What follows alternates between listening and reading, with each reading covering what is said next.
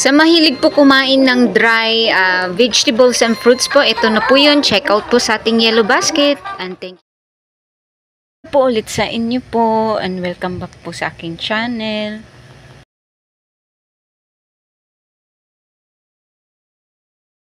Yan po ay magluluto po tayo ng saging po. Ayan, naglaga po muna ako ng saging para po sa aming almusal.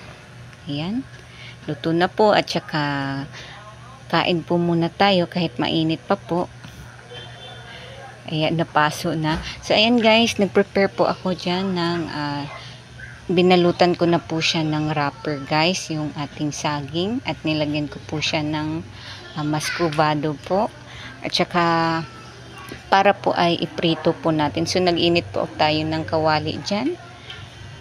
So bago po natin ilagay po yung saging natin, ay kailangan po mag-init po muna ng mantika guys. Ayan. So tapos ilagay po natin yung ating lumpia guys. Ayan. And then antayin po natin mag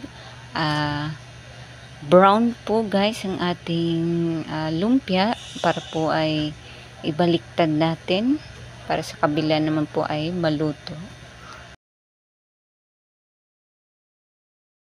1 hour later. Ayan po, naluto na po yung kabila. So yung kabila naman po ang ating palutuin guys. Ayan.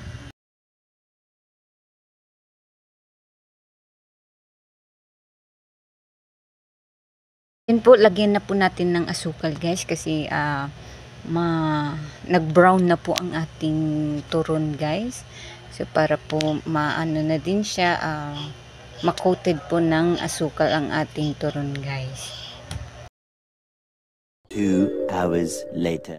Po mag-sticky po ang ating asukal guys. Pwede na po nating ibaliktad para yung kabila naman po ang malagyan po ng asukal. So pag nag-brown na po iyan, pwede na po natin yang hanguin guys. Ayan.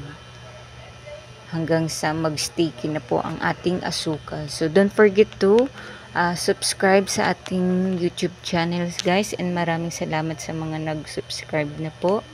Salamat po sa ating mga supporters guys.